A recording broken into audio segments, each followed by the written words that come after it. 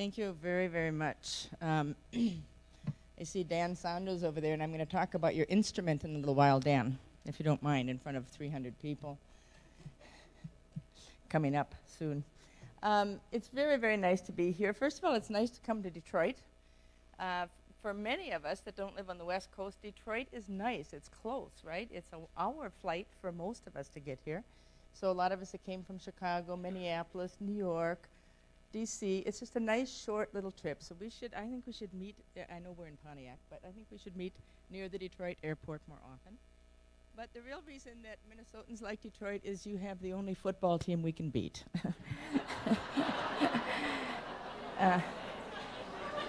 So we love Detroit. And we love Sheila Hankins, who lives here, so that's another reason to love Detroit. How many people in here have ever done, will do, or are now doing groups for women who have used some kind of violence in their relationships? Raise your hand. And what are the rest of you doing here? You're here to tell us how to do our work, aren't you? You don't think we're going to do it right, do you? So who else is here? What are you other people doing here? Who else has not, has never, will never, never intends to? Who are these people out here? Somebody come clean. I see you didn't raise your hand that you were doing a group. Yes? I work with men who battle. You work with men who battle, and you don't intend to work with women who use violence. I have worked with women who use violence. Oh, then you do qualify for a had been. Yeah, all right. So okay, so I'm assuming the rest of you are lawyers and people in the judicial system and advocates, and I'm going to address a lot of my remarks to both that group, people who get people into these groups and people who do the groups, with the intention of having us have a little clarity about what we're doing and why we're doing what we're doing. I think it's interesting that the Batterers Intervention Program people do this conference, the one about what to do about women who use violence in intimate relationships, since most of those women aren't batterers, but they end up in batterers programs. So it's interesting that you all would take this on, and we thank you for doing it. Other people, I'm sure, are going to tell you you shouldn't be doing it, but it is a good idea. Somebody should have done this a long time ago. But I think one of the things about you BIP people, I just have to mention this because it's bothered me a long time. You can't have a name like BIP and expect men to come to it who already feel emasculated by the very fact that you're making them share power with women.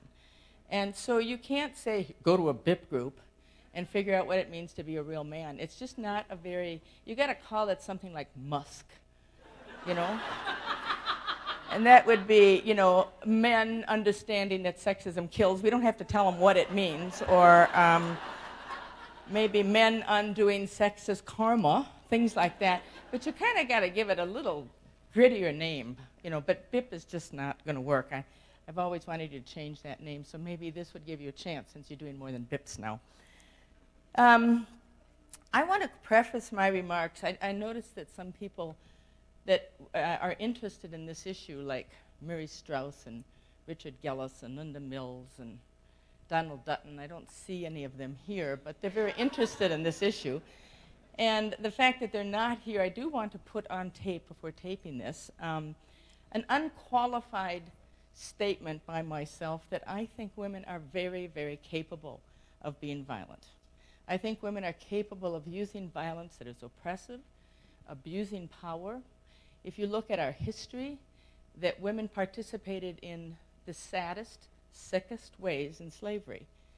We gave over our boys, we gave over our husbands, we gave over our brothers, and we told them, go ahead, that we would turn a blind eye to what they wanted to do with African women who had first been captured and then been enslaved.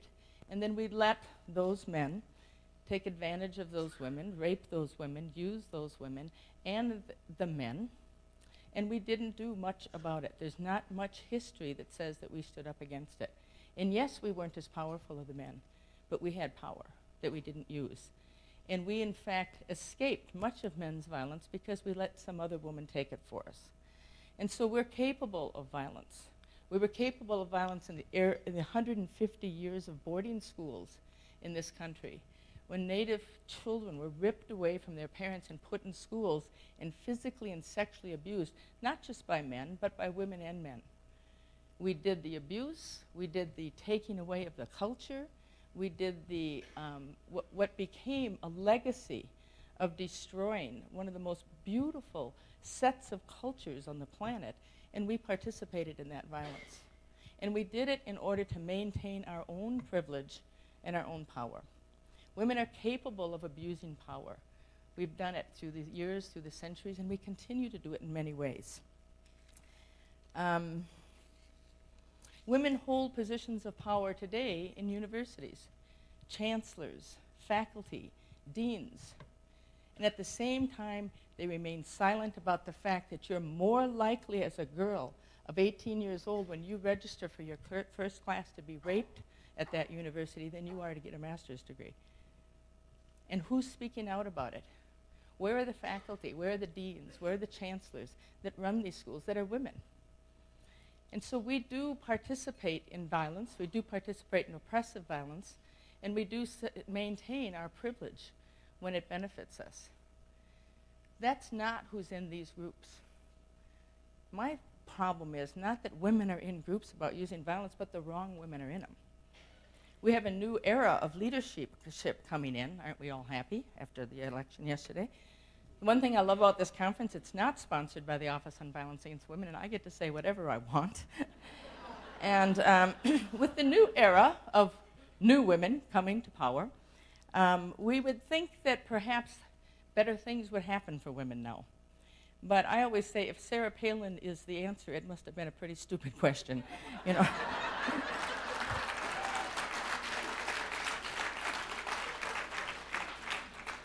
So I don't think we should be naive and think that one of my favorite authors, Adrienne Rich, says, it's not the lack of capacity women have to be assholes, it's opportunity we're missing. And when you give us equal opportunity, we will do those things. And so I think she was writing that around the time that Margaret Thatcher was running England. I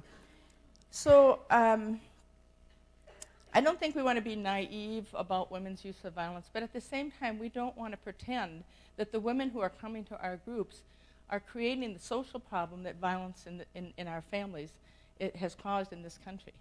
If every person in this room was successful in rounding up every woman who hit her husband or pulled a knife on him or slugged him or threw something at him or bashed him, if you were successful in getting her to never throw another blow, nothing would change. Nothing of significance would change if you were successful. That says something about our agenda. That says something's off here. Can you imagine that it would mean less police call-outs, less trips to the hospitals, that it would mean less of what? Some individual men's lives would be spared, that's true. Some children would not see certain kinds of violence, but they might see just as much violence.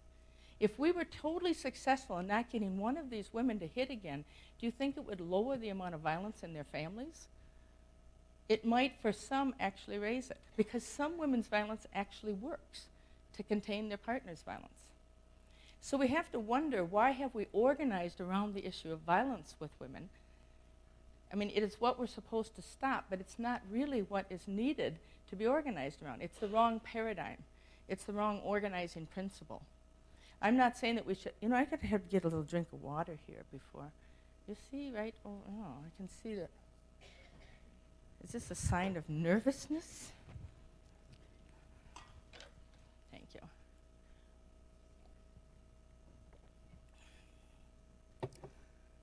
Let me ask you this.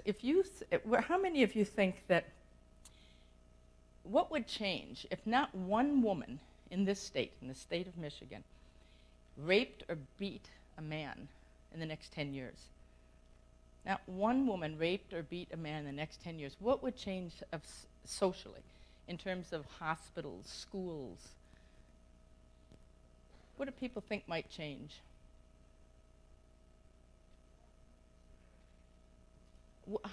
What would change if not one man for 10 years in this country, in this city? What is this, a state? In this state. If not one man in this state for the next 10 years raped or beat a woman, would it have any social significance? So part of our problem is not that women do hit men. They hit them, they slug them, they bite them, they do all of these kind of things. It's just like in South Africa. What would have changed if the blacks in South Africa had been totally nonviolent, had never struck back, had never used any violence? Would it have changed anything in that country? No. But what would have changed if the system of apartheid was not able to use violence to maintain itself? It would have changed everything. And eventually it did.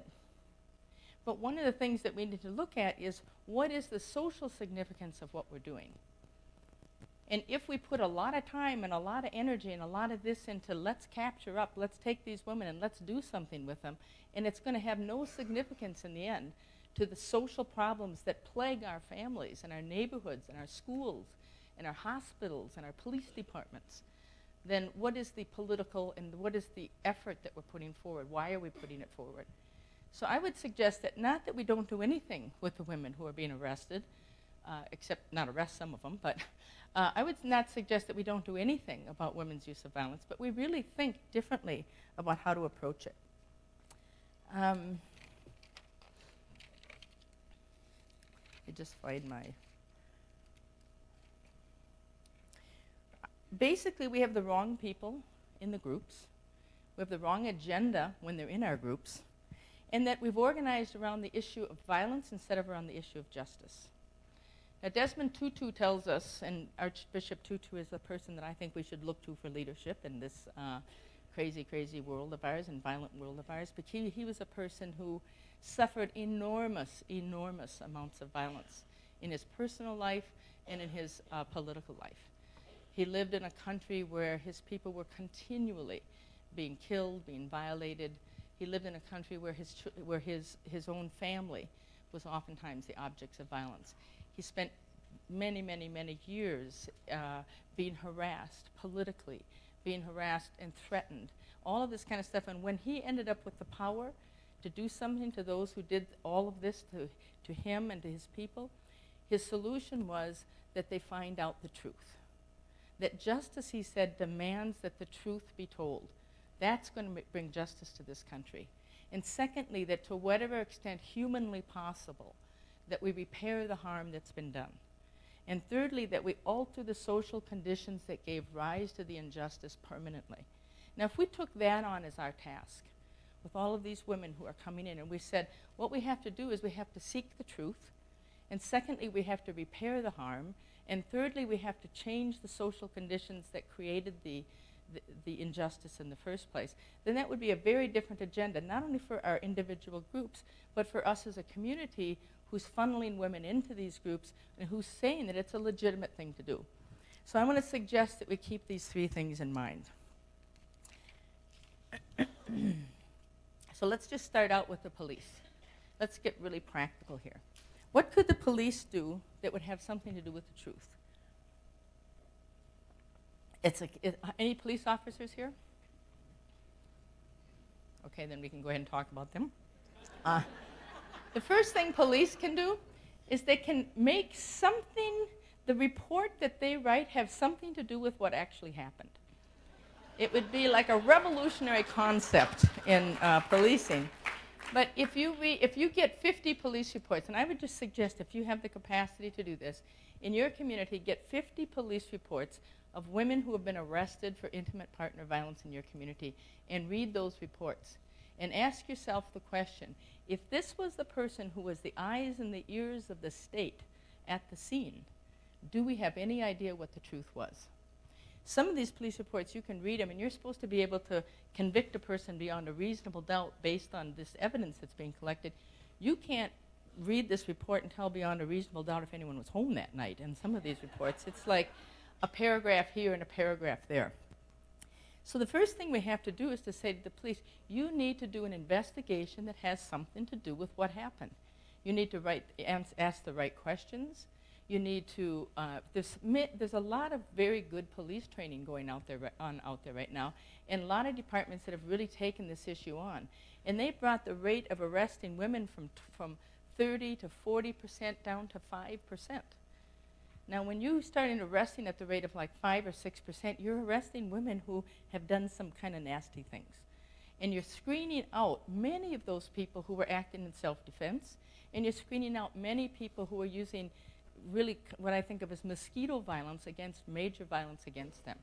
So why is it that you have two people who have engaged in some kind of violence, and one of them has beaten the hell out of the other person, and the other person kicked him back or spit at him, and you're going to arrest both of them? Where's the justice in that? So we've given many police in many states the power to arrest the predominant aggressor, but we're not pursuing in an organized, systematic way an approach that says, are they investigating in a way that really screens out the self-defense cases and the predominant aggressor cases? If we're not, and you're taking people into your group who should have been screened out as a self-defense case or should have been screened out as a predominant aggressor case, but they fill up your group, you're complicit in the problem. You're complicit in the injustice. You have to actively participate in your community and making sure that that initial screening happens, because that's where the truth starts, is when that police officer walks into that door and becomes the person who creates the institutional version of what happened. And that institutional version will show up in family court, it will show up in custody cases, it will show up in juvenile court, in child protection work cases, it will show up in criminal court. It will haunt that woman for years and years, and many of them are intentional. There's many, many, many batterers who intentionally want the police to come, especially if she's used some violence, because they want this on record. They want her arrested, because it completely changes the ball game for him in the court system if she's been arrested for violence. So the first obligation that we have is to making sure that the police do their job. But this is a system of checks and balances. So where is the justice if a prosecutor is driven by the notion of easy convictions or get convictions, a high rate of convictions is good prosecution, rather than justice? Then you'll find that prosecutors will see this as a slam dunk case against this woman, even though they can look at it and see it was not a good police investigation. A prosecutor who is oriented towards justice rather than convictions would turn back many of these police reports and say, do a better investigation and bring it back to me, and then I'll decide if I'm going to charge it. It's rare that it happens.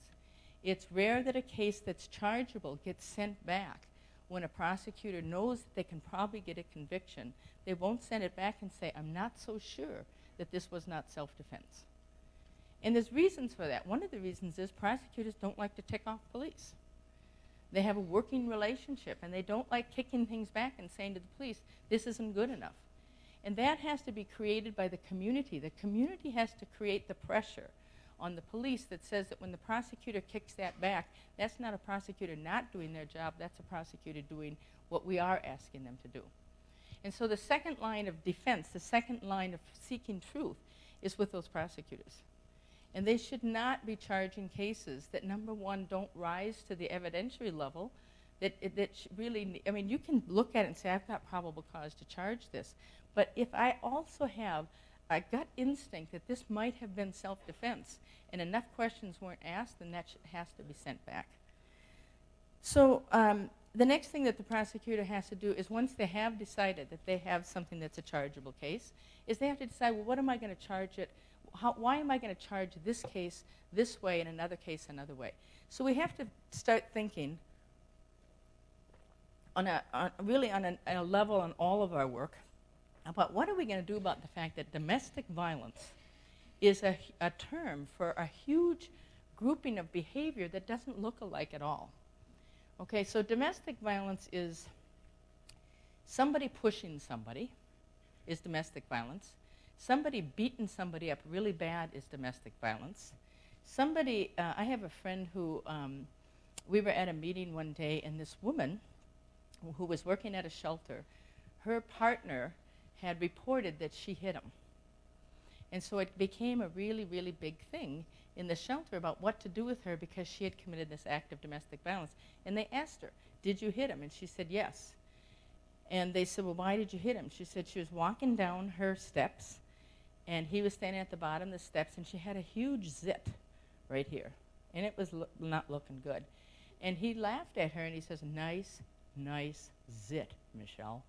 And she slapped him. And so this is an assault. It's illegal. It's the first time she'd ever hit him. They don't have a battering relationship, but she slapped him. Then they got in a fight about a week later, and he called the shelter and said, she hit me. Okay, so now what to do about this woman who has committed an act of domestic abuse and is supposedly working at a shelter for battered women? Everybody started doing their moralizing, saying, we're nonviolent, and we this and we that. And so this other woman got up and she said, everybody here stand up if you have ever hit your partner or one of your children. And every woman in the room stood up. Every single one had at one time or another hit her kid or hit her partner. And so what are we talking about when we're talking about domestic violence? And if I could do that in this group, I'll ask you now. You can close your eyes so you can't see. But most people in this room have hit your partner, pushed your partner, thrown something at your partner, or you've hit your kids. And then we're the ones that are going to sit and run these groups and morally challenge women for what they've done, or morally challenge some of these men for what they've done, without distinguishing these hits or these pushes or these shoves from what we have started this whole movement about, which was about battering. Battering is about the sustained use of coercion, intimidation, fear, and violence that puts a person in fear of their physical and sexual safety with the intent of making that person on some level do what you want, think what you want, say what you want. It's an attempt to make this person exist and be who you want and be for you. That's what battering is. It's about the domination of one person over another. And we started a social movement to end it. And we said that we want the police to be involved. We want the courts to be involved. We want the clergy to be involved. We want the psychiatrists to be involved. We want every institution in our community to say that this form of dominance has to end. And we want to be on the same page when we do it. But what we ended up with was this weird thing of domestic violence, of everybody who throws a package of potato chips at somebody else is all of a sudden committing an act of domestic violence and ends up in the same criminal justice system that the person who's dominating the other ends up in. And when you start to talk about that, people say, oh, got to be careful. Those guys are all going to claim that they were just one-time hitters. Well, that's true. Every batterer, no batterer is going to step forward and say, Your Honor, on that list of different kind of domestic violences, I'm a one, I'm a batterer. I engage in a systemic kind of, use of coercion, abuse, intimidation against my partner. That's where I am one, sir. And no, they're all going to say I'm a number 3 one-time hitter. One-time hitter, incidental kind of use of violence. Well, what are the different kinds of violences that are going on? Whenever you have domination, whenever you have one group of people or an individual that dominates another through violence, you almost always have violence coming back. It's rare for people to get battered and not fight back on some level. Now, some people don't because of their past. I can tell you for the women in here, I can give you a survey of who's most likely to fight back. How many women in this room in your day, I see some of you are past that, but in your day, how many of you were fairly good in sports? Okay, you're far more likely to fight back physically than those. How many of you were no good at all in sports? Okay. How many women in here run with your legs going out sideways when you run? You're not as likely to hit back. I can tell you that right now. Okay. How many? How many women in here beat up someone before you were 15? Beat up your brother or the next door neighbor or somebody like that. You engage in a fairly serious blow-to-blow. Okay. You are more likely to use violence. If somebody hits you, you're much more likely to hit back. How many of you were ever in a relationship where your children were abused by a man that you lived with? You're more likely to hit back if you're ever abused again. If you were in a previous relationship of abuse, you're more likely to hit back. So there's a lot of reasons that some women hit back, a lot of factors that goes into which one of us hits back and which ones of us don't. But most of us hit back. We hit back on some level. We don't just, very few people just sit down and take all the blows. And so what does it mean that we're hitting back? We have to have 2 different kinds of domestic violences at least. And one is the battering violence, and the other is the resistive or the reactive violence. Now, some of that reactive violence is legal, and some of it's illegal. Some of that reactive violence is retaliation. Some of it is a preemptive strike, and so it's possible that it's actually self-defense. It's possible that it's actually legal. Some of it is I'm going to get at least one good blow in before I get beat up. It's just standing up for yourself, thinking, well, I'm going to get beat up, but let me get something in first. There's a lot of different motivations behind women's violence when they're dealing with a batterer. So if we have first battering violence, and then we have resistive violence, then we've got a whole bunch of other kind of violence that goes on. I was in court the other day with a guy who's schizophrenic, and he believes that his mother is trying to poison him whenever his drugs get off. And so he gets very, very, very anxious, he gets aggressive, and he hits her and she hits them. They end up in court, and they both ended up in batterers groups. Now, this made no sense at all, but it was domestic violence, and so we had to pursue it as a domestic violence case. So you've got mental illness that is behind some of this violence, and when you don't divert some of those cases away from this approach of the domestic violence, then you start to McDonaldize the whole system. And instead of having justice, we have McJustice, and McJustice smells an awful lot like greasy French fries, okay? Doesn't smell like what Tutu was talking about. It smells like greasy French fries. And so, so we have another form of violence which comes from mental illness.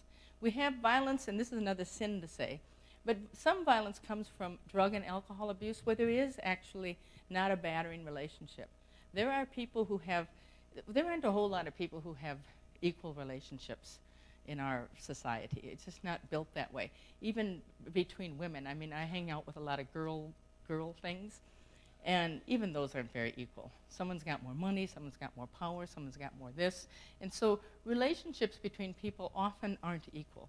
And it's a struggle, oftentimes, about how it is that you're going to have voice in your relationship. People are always struggling and bumping up against each other. But in relationships that are fairly equal, where one person is not asserting their right to speak, their right to do things with intimidation, coercion, and violence, doesn't mean that at some time they might not use violence in that relationship. There was a guy that was sent to my group, and his son had double kidney failure. And the only match for him was his sister. And the woman just could not sign the paper that would give her kidney to the son, because the daughter had a fairly good chance of also having kidney problems. And so she had, at that point, 2 healthy kidneys. Her chances of survival were much higher if she kept both her kidneys. So the mother didn't want to have the operation. The father did. One night they're talking about it. The kid is sick. He's in the hospital. He's got maybe 2 weeks left to live. He's begging her to sign this paper, and she wouldn't do it, and he slugged her. And he knocked her out, and he knocked 3 of her teeth out. Felony assault. And he ends up in my group for batterers. And I'm thinking, okay, what am I going to do with him? Well, first of all, I'll let him off for the night of his son's funeral. You don't have to come. But he didn't belong in that group.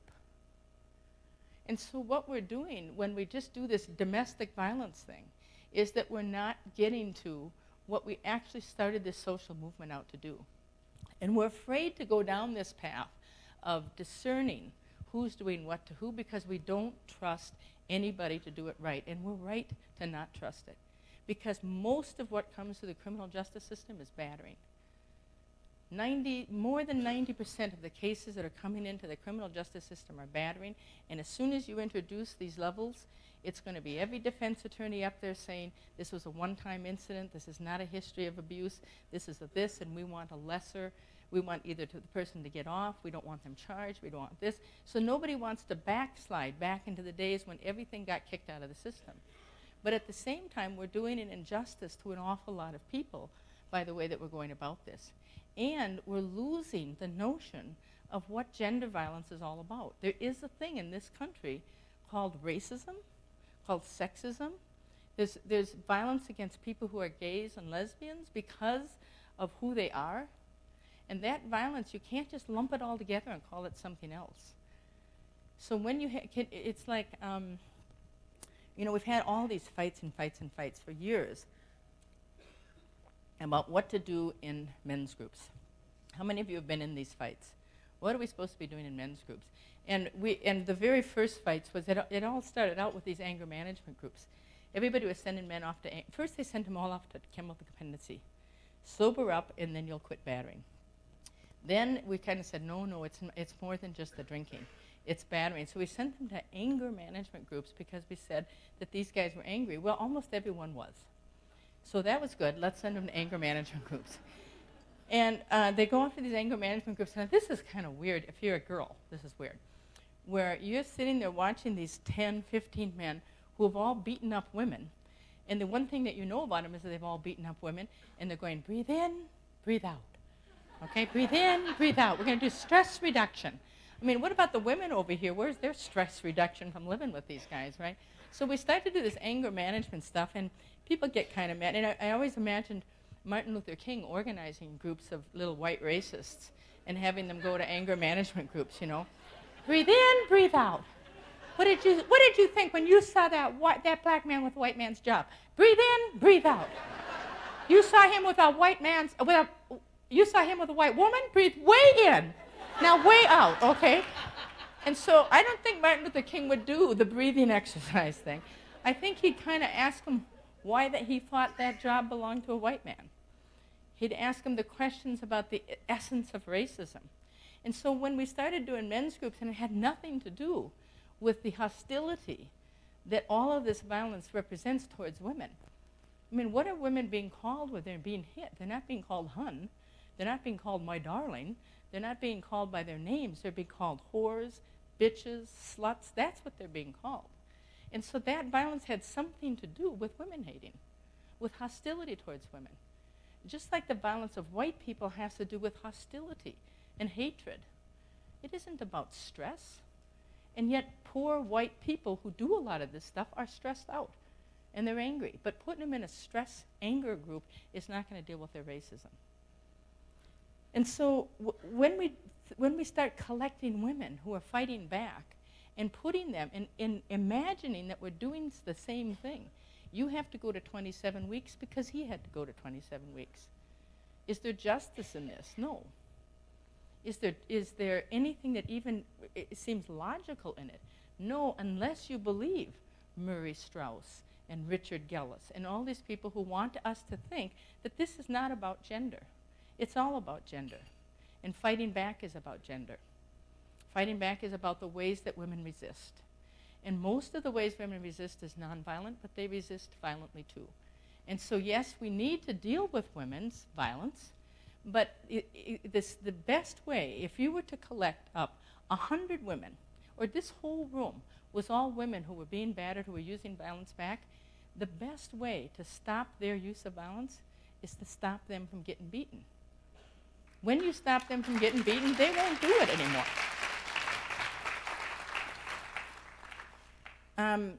Is that the first thing I said that you agreed with? No. So I want to talk a little bit about women's consciousness, because as women come into these groups, one of the first things, there's two different, I don't want to say, I want to finish a little bit about the different kinds of violence. Not only do you have the violence that comes with acts of violence because of certain stressors in relationships. If any of you have ever lived with an alcoholic, it's very, very stressful. And you find yourself doing, if you're the alcoholic, you find yourself doing tacky things. If you're the person living with the alcoholic, you find yourself doing tacky things. Finding their vodka, pouring it down the drain, hiding stuff from them, hiding the vodka. You find yourself doing all these kind of things that are basically not what you would do if it wasn't for this presence of alcoholism in your family. And so you do these kind of things, and some of that is people hit people. They grab them when they're trying to get a bottle, and they start hitting them. I met a woman in court the other day whose husband they hadn't had any kind of violence in the relationship, and about 3 months earlier he started to use meth. And then she found that he was starting to make it up in the attic. And he was when you make meth, you do something with urine. I don't really know. I don't know if urine has Sudafed in it, but I don't know. You can't find. But there's something you do with urine and meth, right? So he's peeing in a bottle and sneaking it up into the attic, and she catches him. And she grabs him, and they get in this big fight over the bottle of urine. And she ends up in court the next day saying she doesn't want him being prosecuted, and she doesn't want a no contact order. And the advocate comes up to her and says, well, I read the police report, and I see that he poured a bottle of urine on you. And I know that's really humiliating. And she said, no, he didn't pour a bottle of urine on me. And the advocate goes, mm-hmm. Now what's the advocate thinking? Denial. She's in denial. Yes, okay, so he didn't pour urine on you. The police just said that? No, there was urine, but he didn't pour it on me. And then the next thing is, well, it says that this, and it says this, and the police report says all this. And the advocate didn't stop and say to her, tell me your story. Tell me what happened. And then do anything that represents believing her. Because we already have in our heads what women's story is. We've heard so many women's stories. So when she says, it wasn't humiliating to me that I had this urine on me, it stunk, and I didn't like it, but it wasn't an act of humiliation, she didn't believe her. Because she had a concept about what was going on and what wasn't going on. And so we stopped listening to women. You couldn't walk into any shelter in the country and a woman will say, you know, I really sort of had it coming. And people don't say, tell me why you think you had it coming. They say, there's no excuse for wife abuse. Here's a bumper sticker. Put it on your car and drive behind yourself, you know. I don't really have time to talk to you. But, so we don't really ask women, what is your experience? And now what we're going to do, and this is what's happening all over, is people are introducing all sorts of little assessment tools. And these assessment tools are going to say, ask her these 7 questions. Has he ever strangled you? Has he ever killed a pet? Has he ever threatened this? Has he ever done that? And we did that with our police. We got the big 7. Got them right from Jackie Campbell herself, you know. And we get the big 7. We have all our police asking the big 7. And this is what they write in their police report. I asked the 7 risk questions. She said yes, no, no, no, yes, no, yes. Okay, good. Now we have a feel for what's going on in this case, don't we? You know? But what if you ask a woman, has he ever killed a pet? But you don't decide that you're going to talk to her about the meaning of that. And she has no place to put meaning to her own life. This is this is the biggest thing, the biggest art that we've lost as advocates. And we're losing that by this constant move towards actuarial tools, assessment tools that are shortcuts. You can teach people, I think, to look for certain things. But when you give a person a tool and say, this is the data you want to get from her, and when you get this data from her, you can draw a conclusion about how afraid she is, about how much danger she's in, about the risk she's in, without engaging in a relationship with her in which you actually talk to her, you can't figure out how dangerous she is or how much danger she's in. Thank you. Okay. And so I just want to give a little example. I took one of these little tools and I brought it to a women's group and I said, can you all fill this out? Because we're being told if we ask these questions, we'll find out who's in the most danger. And can you fill it out based on your situations? Then we'll ask you how dangerous your situation is. Then we'll see if this tool scored it right. So one of the questions is, has he ever killed a pet? And 2 women checked yes. One woman, when we were talking about the meaning of this, she said that her husband had given their kids a dog for Christmas. And after she had given it for Christmas, and they lived in this trailer house. And after about 2 hours of them having this dog and they were playing with it, they put the dog outside and it started barking and barking and barking. And then she said, go get the dog, to her husband. And she says, we can't keep this dog. You can't have dogs in this trailer court. We're going to get kicked out. And then so he brought the dog in, the dog starts playing a little bit, and then he puts the dog outside again and it started barking again. And she said, you've got to get rid of that dog. And he went out and he shot the dog. And then he said to the kids, your mom told me to kill the dog. And he did it intentionally because he was messing with her. And he'd been undermining her relationship with those kids for almost 2 years, this constant undermining. So he did it to do something to her, but he didn't do it because he was threatening to kill her, and she knew it. She knew exactly what he was doing. Another woman in that same group said she came home from work one day, and her husband kept insisting that she go out and clean the garage. I don't want to clean the garage. I'm not going to clean the garage. And he just screamed at her, go out and clean the garage. And she goes out there, and her dog was hanging from the rafters, slit open. And she knew exactly what he said. I will kill you if you leave me. And she had just started school again, and she was getting ready to leave him. So here's two women, both women whose dogs are dead, and one of them knew that it was an attempt to undermine her relationship with her kids, and another knew it was an attempt to say, I'll kill you. But this person's violence never was anything like this person's violence. But if you look just at these assessment tools, you'd end up without, when you treat people as data points, and you believe that through gathering all this information, you can now ask her the big 7 questions, and you can decide if she's in danger without dialogue. And the problem with institutions is they do not know how to maintain dialogue in the first place. So they will always use these things, and these things come in between the person and the worker. And whenever you have them, I'm not opposed to knowing what the danger signs are. I'm opposed to having a tool that now directs the relationship between you and a person, and that the tool tells you the answer rather than the woman. And when you replace her with a tool, and men are always telling us that they've got instruments towards our liberation. You know, Strauss did it. He told us that the conflict tactic scale was going to measure how much violence there was. And you know what he concluded? Women were just as violent as men. And all of these tools end up replacing the most basic kind of human relationship, that of communication and talking, and asking women, what is going on in your life? And so to me, we have to, as doing this work, we need to distinguish between these different kinds of violence. We can't treat battering and resistive violence as the same thing. We can't treat non-battering violence like battering violence. But at the same time, we can't just have these little tools that's going to somehow magically tell us where people belong. We have to talk with people. We have to communicate with each other. The one place that I think that you get the best information is when police go out. We always ask police to ask 3 questions every time they go out with a person that they think is a victim. Do you think he'll seriously injure you or your children? What makes you think so or not? Tell me the time you were most afraid of him or most hurt. And the third one is the pattern of this thing changing? Is it getting better, worse, how? And those 3 questions open up a dialogue. They're not like just yes, no.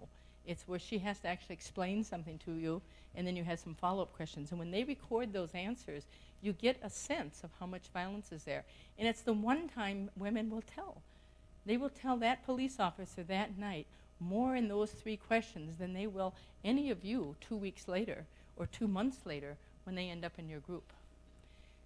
So one of the things that I want us to really be careful about is that we understand that for us to get a grasp of what kind of violence is going on, every single part of our system has to adjust to these different types of violence. If you're dealing with a batterer, you should have one intervention. If you're dealing with somebody who's using resistive violence, you should have another intervention. If you're dealing with somebody who's mentally ill, you should have another intervention. These are different kinds of violences. And we have to remember that most of what we're going to see is going to be resistive violence and battering. Most of what we're going to see is going to be in those 2 categories. And then we're going to have this trickling in of other kinds of domestic violence cases. And we should be able to make those distinctions as a community if we communicate with each other and if we communicate with the people we're dealing with. I want to just talk about another thing, is that a lot of times, you know, how many of you have children? Okay, now this thing about fatherhood, motherhood, it's a nice thing. It's a very nice thing, except it comes with kids. And this sometimes is problematic, you know? I mean, they really take up a lot. They take up a lot of space. They take up a lot of psychic space. They take up a lot of resources. They take up a lot of your checkbook. They just take up a lot. And I have a 4-year-old, believe it or not, at my age. This is circumstances beyond my control. And but I adopted him, and when on his first birthday, I sat him down. I said, Liam, it's been a whole year now. You've not brought 1 dime into the household. You know, you got to like get it together and start thinking about a job. And then on his 2nd birthday, I had another little talk with him. And now he's just had his 4th birthday, and I said, okay, can you at least have a job around the house? And so he's agreeing to a job around the house, right? But one of the things that I didn't understand, and it's not like I'm not one of these people that think, oh, God, I'm so glad I had a kid because I was missing out on so much. I'm missing out on a lot now because I have a kid, and I realize that. So any of you who have chosen not to, keep going down that path. It's got rewards. Don't be thinking, oh, I missed out. Just, adopt somebody else's for a weekend. But what I didn't realize when I didn't live with a child every day, I did not realize what motherhood was about. And I went 30 years doing this work, not recognizing what women were saying to me when they said, he did this to the kid. And I want to tell you like 2 stories recently of women who told me stories which I heard before, stories like this, but I didn't grasp the meaning of them. And I'm not so sure why I didn't grasp it, but I didn't grasp it. But one woman, a woman named Sherry, who I think we're going to show a little video of her later, she was saying that when she was 16 years old, she realized that the guy she was with, who was about 8 years older than her, was a bit of a loose cannon, and she thought he was dangerous, and she wanted to get out of the relationship. So she told him one night she wanted to get out. And she knew that she should tell him gently, so she said, I just want to break it off for a little while. She was 16, and he raped her that night, and she got pregnant. And then he was over all the time. You're pregnant, I'll take care of you, I'll do this, I'll do that. And so she ended up kind of getting stuck with him because now she had no place to live. She didn't have any money. He did. So now she moves in with him, and she's going to have his baby. And she said the day that she had the baby, she's in the hospital room alone. And she said they came in at night for me to nurse the baby, and they put the baby on my stomach. And she said, I felt repulsed. And she said, and I picked him up and I pushed him away from me. And then she said she looked at him, and all she could see was that she was trapped. And she was trapped with him, and all I could see was him. And she said, and I held this baby up, and I begged God to let me love him. And she said, I prayed all night. I prayed all night long until the sun rose, and God did not answer me because I held nothing in my heart but disdain for that child. And I knew what that child meant to me. And she said it took 4 years for God to answer her prayer. 4 years for her to feel love for her baby. And in the meantime, she had 2 others. And for her, all her struggles, she has 5 children by this man, incredible amount of brutality, incredible amount of rapes, incredible amount of violence. And she ended up with 2 felonies against her for assaulting him. But when she told her stories of assaulting him, you could not find one cell in your body that said that you could make some moral judgment about her finally pulling out a knife and just going after him one day and ripping up his clothes, ripping up every leather jacket he had, everything he loved. She broke it. And he came and he grabbed her and she started stabbing at him. And there was not one cell in my body that said, oh, you shouldn't have done that. That was wrong. That was morally wrong. I mean, what happened in this country when those Twin Trade Towers came down? When those people walked into that Twin Trade Towers, walked into the Pentagon, walked onto those 3 planes, and they all got killed that day. This country rose up and felt that we could just get in our planes and bomb. And the country supported that kind of retaliation. At least you can say this for battered women. 99.9% of the time they get the right guy. You know? I mean, now the only connection between Iraq and Al-Qaeda is they both have a Q in their name. I mean, we cannot find any other connection. So this notion of retaliating, this notion of just being brought to the brink, why can't we understand this as a country? We've just gone through it. And what we did wasn't right. We didn't even get the right place. But what we did was and it was fed by a whole bunch of stuff.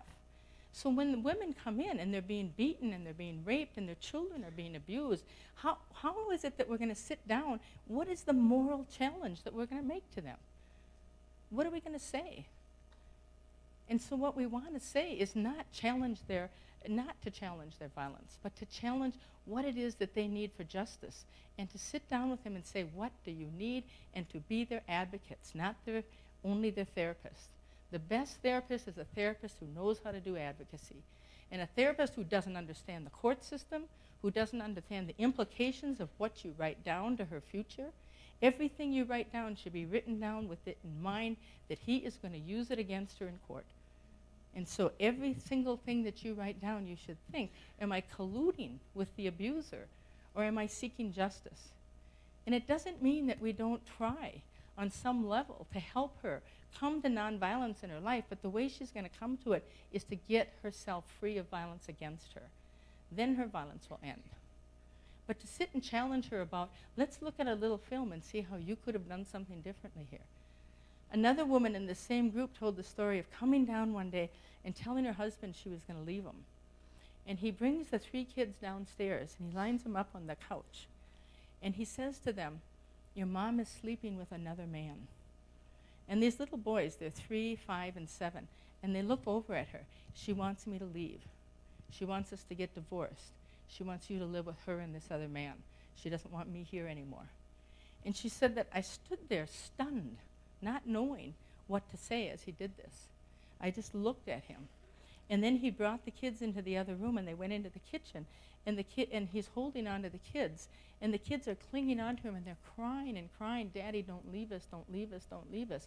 And as she walked into the kitchen, they all looked up at her, like, why are you doing this to us? And she yelled at the kids to go up into their bedrooms. And they went up into their bedrooms, and she took everything she could find and threw it at them. And why would you do this to your sons? Why would you make them suffer like this? Why would you do this when you know you just lied to them? You lied to them, and you are willing to use those kids for what you want. And she threw things, and she threw everything she could think of. And he was on the phone to 911 before she got in the kitchen. She dialed 911 and put the phone down. They heard the whole thing. So the police show up. The whole place is a wreck. He's got 2 bruises or 2 marks from her hitting him with things, and she's off to jail. Now she's in our group, and what are you going to do with her? Say, why did you do that? And when I worked with men who battered, I challenged them morally and ethically about why is it that you think you have the right to do these things? But I've never done that in a women's group. I've never said, why do you think you have the right to do this? Because it doesn't work. But that's the other big thing, is that when women are battering, you cannot put many lesbians who are engaging in battering relationships, you can't put them in a group and let them hide in a group of women who are being battered. And you can't put that occasional heterosexual woman who's battering in a group with women who are being battered and let them hide there. You've got to pull those people out and have them in a group for women who are battering. You're not going to have groups in many communities. You're going to have a woman here or there, but you can't put them in a group of women who are being battered and think that they're going to do anything but hide and justify their violence. So my whole thing is, let's distinguish between these kinds of violence. Let's hang on to the notion that this has something to do with gender. Let's be truthful. Let's have the truth come out. The purpose of groups should be to have women understand the truth. What is it that I've been through? What's happening to me? Most women believe that they're not being battered, that are in these groups. They believe it's mutual. When I did groups, very few women said, I'm a battered woman. They said, no, we both get into it. And yet, when you look at the violence they're experiencing, it was extreme. And the difference between battered women's groups where women are in there because they've been arrested, as opposed to other groups you do for battered women where they seek out help, is that the women who are seeking out help have already thought through, I want out of this relationship, or I want the relationship to change, or I'm thinking that I need to have something different. The women who get arrested and get brought in are not at that point. And they oftentimes see themselves, they see battered women as weak women, and partly because of our posters. We always have this wimpy little woman sitting over in a corner with a little tear dripping out of her eyes, and these 3 kids dragging her down, and then we say, come to us for help, we can support you. And they don't see themselves as that. They see themselves as fighters. No, I fought back. He hit me, I hit him. He did this, I did that. I didn't put up with his stuff. And so I'm not that weak woman that you have on your poster. And so the other thing I want to do is change our posters. Put mean women on your posters, and a lot more women will come forward. You know? So I just want to kind of end by saying that I think that it behooves us to, I want to say the B word, the behooves, but it's important for all of us to think about who we are in our community.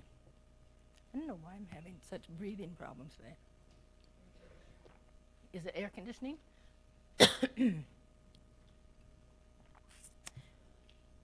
It's important for us to be a part of a rethink in the community about what to do with these cases. If your judges tell you you got to do 27 weeks, your judges are nuts, you know. And there are nutty judges. Is Libby here? I'm not pointing you out as a nutty judge, but I just want her to back me up that there's nutty judges. Are there nutty judges, Libby? Some would say yes. Are you running for office? Okay. There are judges out there who don't get this. There's prosecutors who don't get it. You know, advocates oftentimes divide the world into those that get it and those that don't. With this, most people don't get this because they want to say what's good for the goose is good for the gander. They want to say that how can you justify women's violence? They want to say all these kind of things, so you're pitting this against. You know, like for years and years, people would have been raising their hands and saying to us, what about women's use of violence? And any advocate who gets up, they'll say, the FBI says that 95% of batterers are men. Now, we don't quote the FBI, for God's sakes. I mean, we're not even like in bed with the FBI, right? But somehow, when it came to this issue, we refused to engage in a dialogue about, yes, women use violence. And so we didn't talk about it. We didn't talk about it. We kept saying it didn't exist. And now all this stuff is coming forward that, of course, it exists. And we've lost the kind of moral authority and the expertise to be able to speak out about it because for so long we denied it. And we continue to deny it. We cannot act like every time a woman does something aggressive, it's because a man made her do it. You know, we have our own aggression, so we have to say that, yes, women have the capacity to and will use violence, but we have to also take the stand if this is not one of them.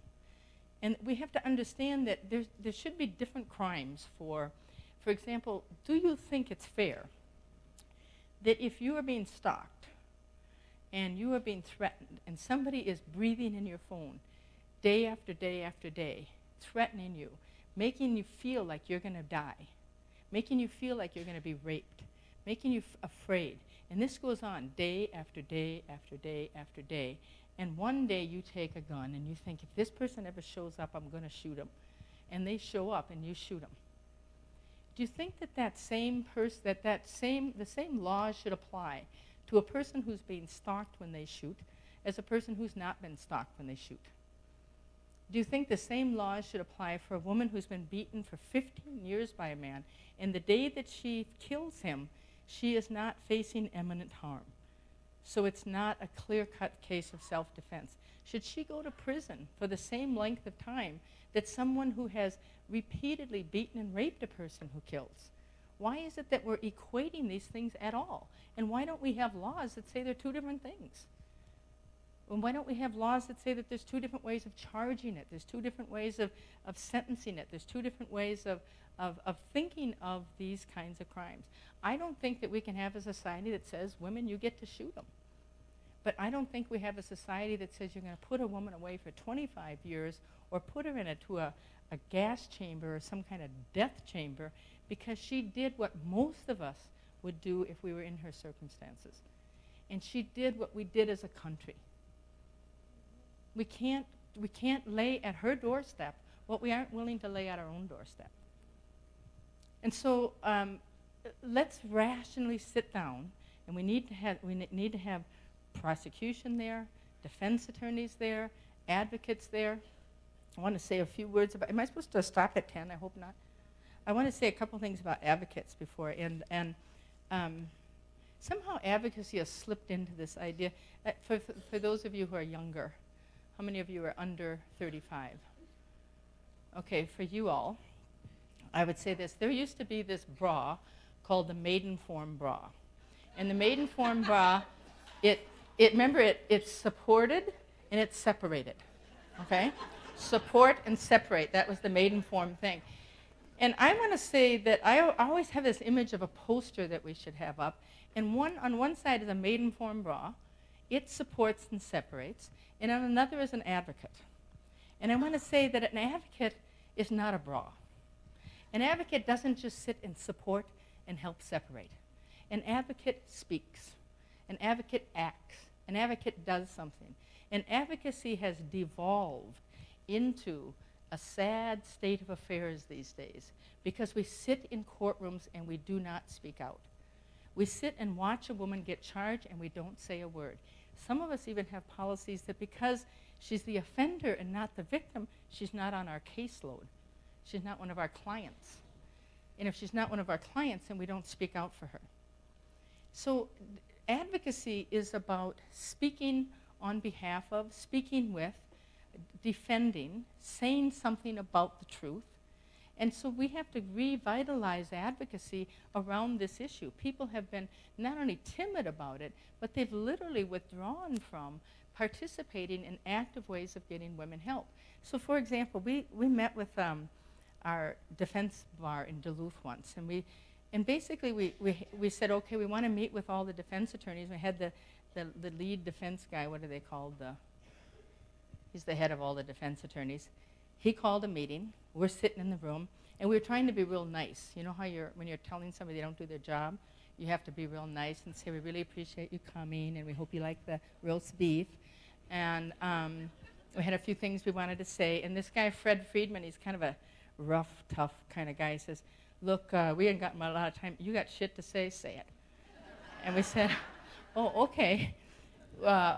We think that you're doing shit for women who get arrested for domestic violence. You defend these guys to the hilt. You come up with all these creative defenses. Women, you just come in and blow it away, and every single one of them, you're plea bargaining to, but you're getting convictions on almost all of them. And they're much better cases than these guys you have. What's going on? And all the defense attorneys are kind of looking at each other. And they came up with what I think was somewhat the truth, which is those women never come to see them. The men come all the time. They get out of jail, they get a card, they show up. They give a defense. It's not necessarily a very credible defense, but they give them a defense. This is what happened. She did this and she did this, or this is what happened.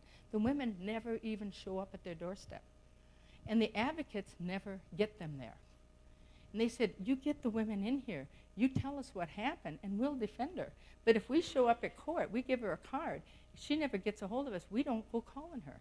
We don't even try to get a hold of her. We show up at the pretrial and we negotiate a deal. And that's the truth of the matter. There is no time to go looking for people who don't necessarily want us to represent their case. And so their whole thing was if you get them in. And so when they started to do that, things happened differently. But the advocates never kept it up. And one of the reasons they didn't is they don't like the defense attorneys because they defend batterers. Now, what kind of a screwy idea is that? We don't like you because you defend too many batterers.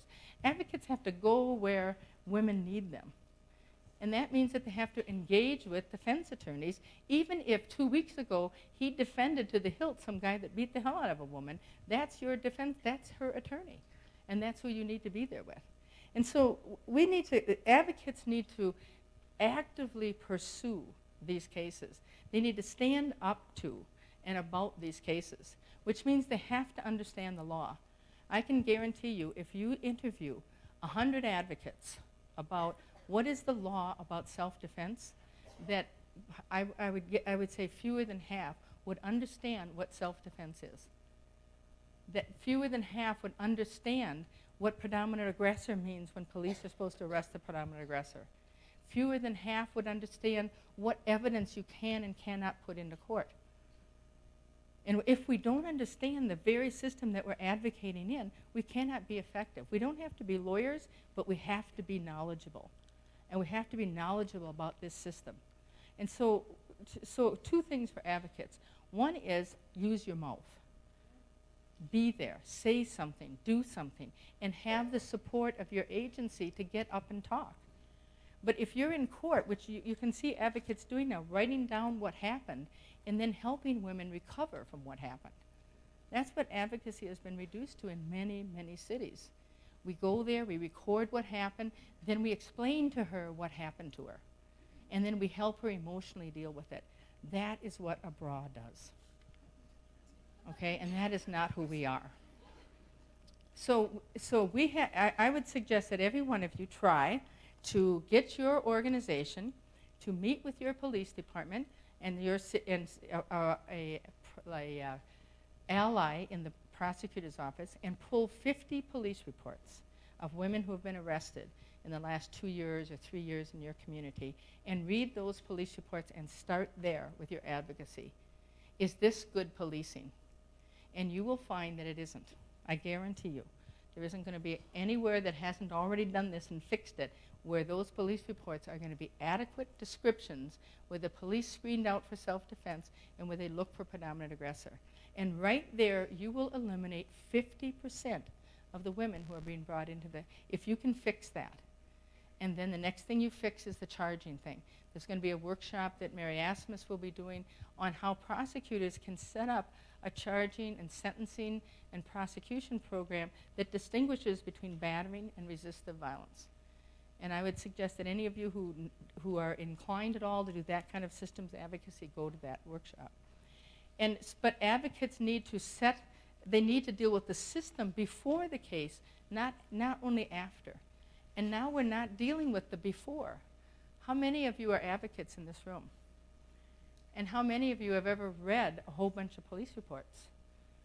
And are they adequate? And how did you change it? You trained. You went in and did a training. Oh, pardon me?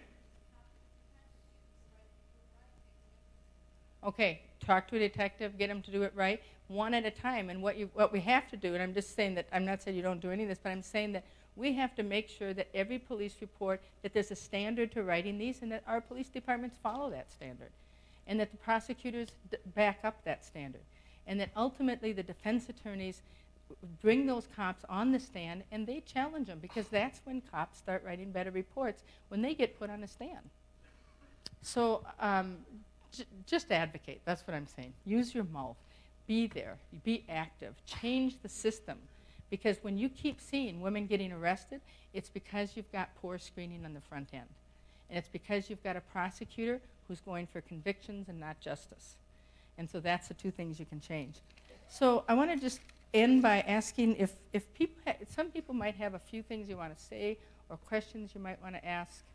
And I want to take a few minutes to take some of those.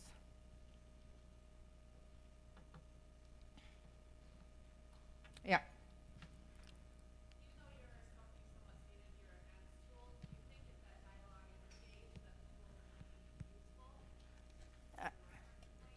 Yeah, okay, so the question is, can these tools be useful? I think that there's a lot of tools that are used in the child welfare system, and once those tools are introduced, it's almost always that they become they stand in between you and the client or the person. And so I would say that the tool itself has to be seen as a guiding tool for the person who's asking the questions, but not one that you fill out ever with the person there, and not one that's in between you, but always is guiding you. So if somebody can tell me, here's the 7 things to look for around danger, fine. But if they're going to tell me to take this and ask her, has he ever strangled you? Has he ever done this? Have you ever done that? And then from that, score it to say, this is a 14. I'll give you an example. I have cancer, and I went into my doctor one day, and I said, you know how, have you ever seen that movie of that little kid who saw dead people everywhere? Well, I can't remember the name of it, but yeah, so I was telling him, I said, I've got some problem. I'm telling my doctor this. I said, every place I go, I see stupid people. And he said, well, what do you mean? I said, people say the stupidest things. And I was in a meeting the other day at my office, and they're trying to decide who's going to sit at this table and take registrations. And they're talking about 3 different people, all who are overqualified to sit at this table and take registrations, and deciding who would be the best to do it. And I said, excuse me, it's taking about $185 an hour for us to make this decision. Any one of these women could do it. Just draw a straw and quit talking. And I was having conversations like this with people all the time, telling people to shut up. They were irritating. And I said, I think it's the drugs you have me on, these, you know. And so he looked at me and he said, well, do you think you're depressed? And I said, I just told you I see stupid people. You know, what's that got to do with depression? I said, this is another example of seeing stupid people. And so he said, well, okay. And so then I go off to get my little chemo drip, thinking, oh, doctors. And I'm sitting there, and this woman comes in with a little clipboard. And she said, Dr. Hurley sent me and thought that you maybe would benefit from a depression test. I said, oh, he did he? And she said, yes. And I said, and do you have that depression test right there? And she said, yes. And I said, well, can I see your depression test? So she gives me her depression test, and it's got these 9 questions on it. And I said, and how are you going to rate me on these 9? I see there's a scoring thing here. And she said, well, you're going to get a 1, 2, 3, or 4 for each question. And 4 would be the highest, and 1 would be the lowest. I said, okay, well, go ahead and give me my depression test. So the first question was, now I have cancer, right, that's reoccurred now for a 2nd time. So my chances are slim to none of, unless I get hit by a truck, of getting out of this thing without, you know, being a dead duck. And so she says to me, are you spending time differently than you did before? I said, well, I'm sitting in a chair for 4 hours being poisoned right now. I haven't done that a lot in the past. And, you know, and then after I leave here, I'll have a pretty good day, and then I'll spend the next 4 hours wrapped around a toilet, puking, and that I don't normally do. And, you know, I'm kind of giving her some of my time differences, so a 4. Okay, I got a 4 on that one.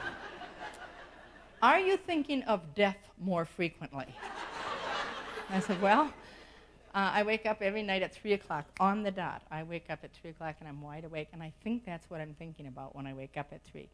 And so that would be every day I think of it now. And before I would say I hardly ever thought of it. 4.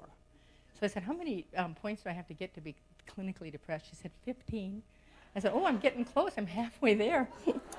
And well, anyway, so 4 questions, I'm depressed, you know. And I said, look, this is a stupid tool. I said, I'm not saying you're stupid, but whoever gave you this tool and told you to come in here is stupid. I said, you should get a tool for people with cancer about, you know, cancer irritation. And you could get rich. What's your last name? And it was something like Scarona. And I said, it could be the Scarona scale, you know, and you'll never have to work again.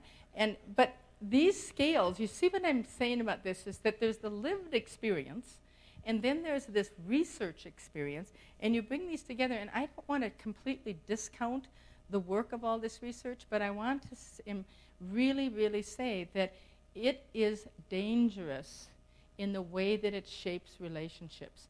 And when you introduce it to advocacy, the most intimate relationship that a person has outside of their families is with their advocate if advocacy is done right.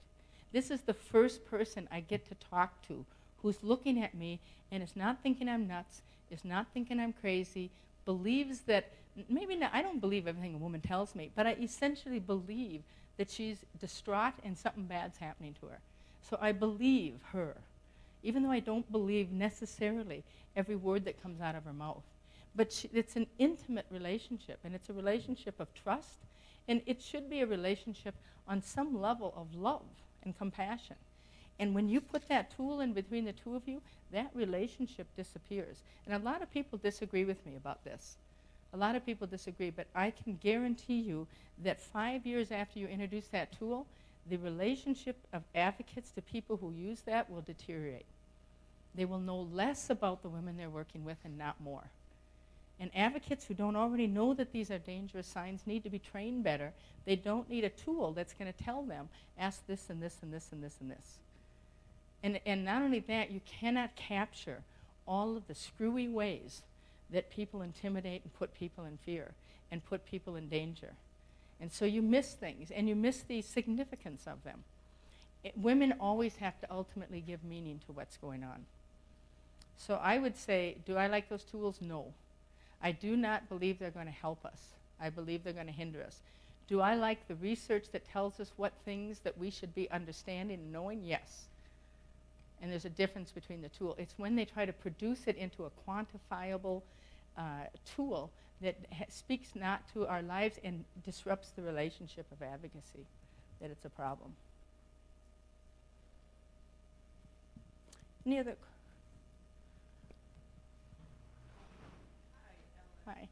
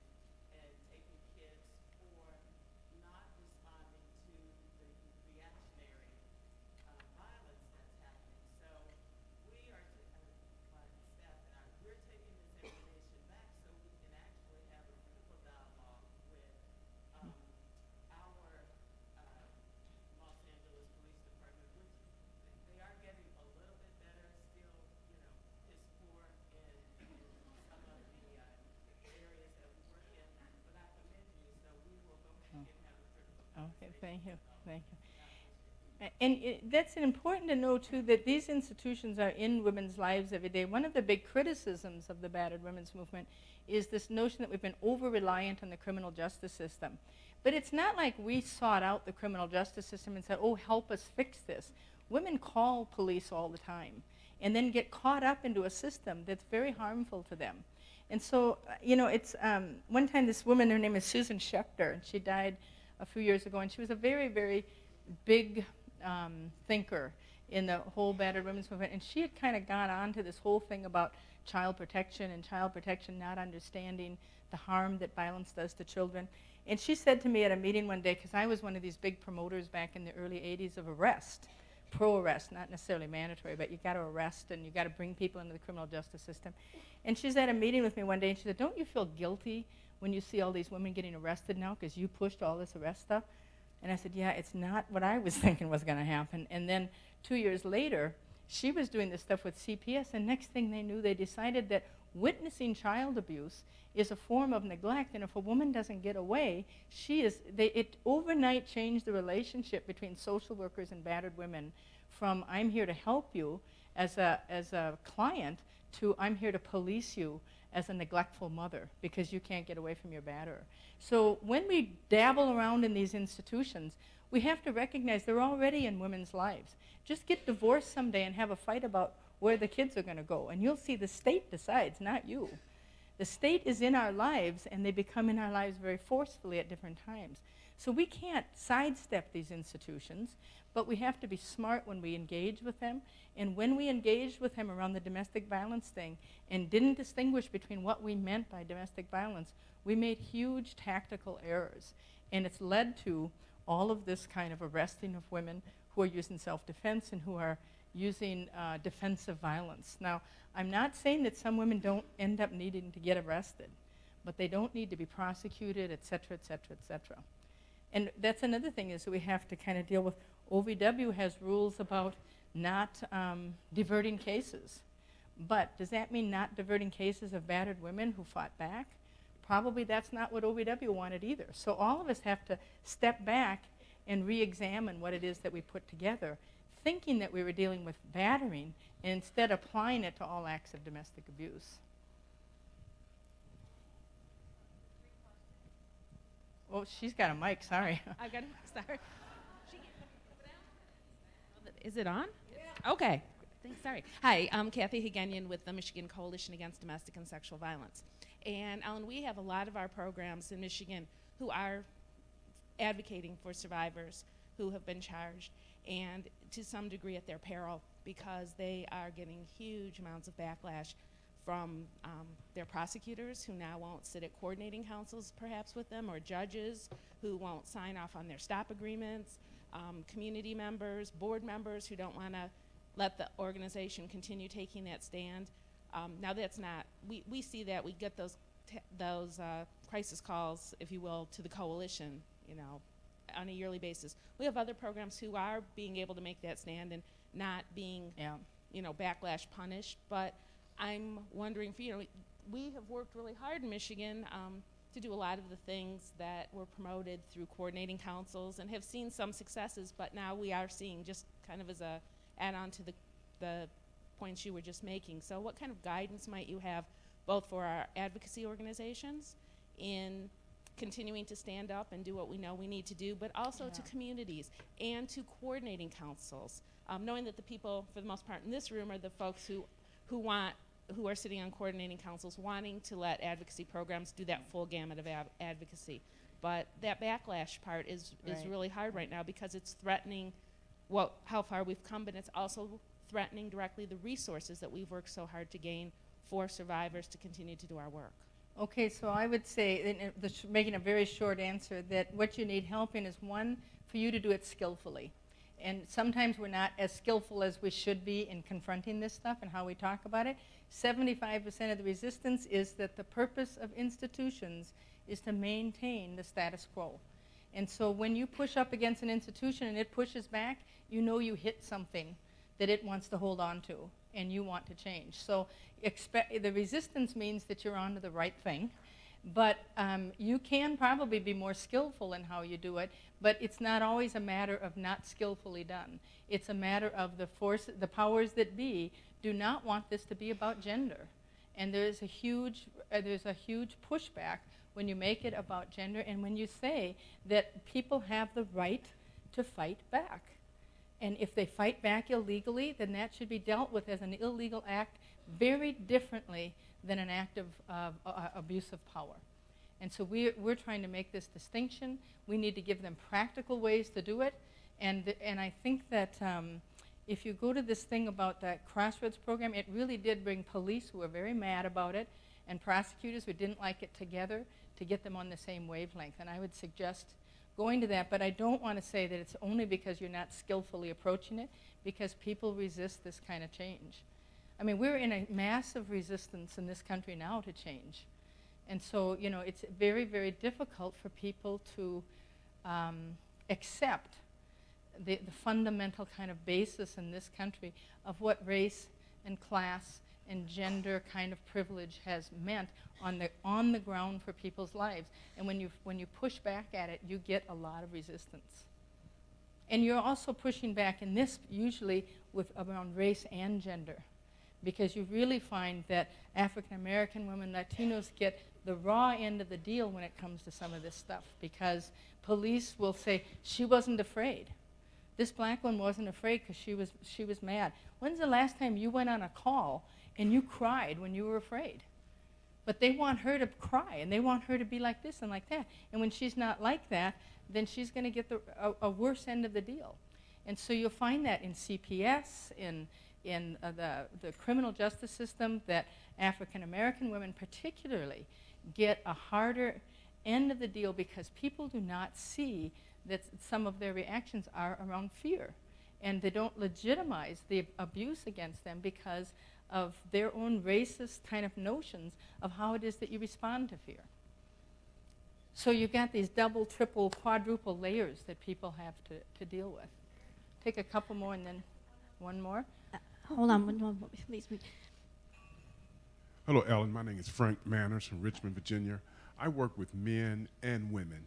And in my women's group, I have several women who have shown abusive behavior as a result of living with men who have a chronic history of infidelity.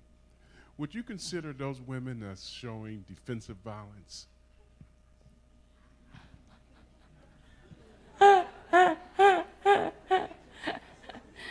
Well, let me just say, I'd put him in category 3. I don't think he's being battered. He's getting whacked around for doing the wrong thing, though. But he maybe isn't being battered, but it isn't, it's not self-defense. It's not defensive violence. She's violently trying to control his behavior, but he probably isn't being battered. Okay, and I would suggest that he, behave. He still has the control to stop the violence, doesn't he? Yeah.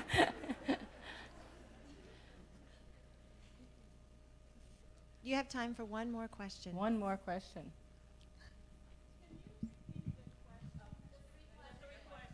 Repeat the 3 questions. Do you think that he will seriously injure you or your children? What makes you think so or not? What is the time you were most afraid of him or most harmed by him? And the third is, what is the pattern of abuse? Is it getting worse or better or what? And they're kind of ones that demand a little bit of conversation. Okay, now we're ending. So thank you very much. Remember that someone or somebody out there probably loves you.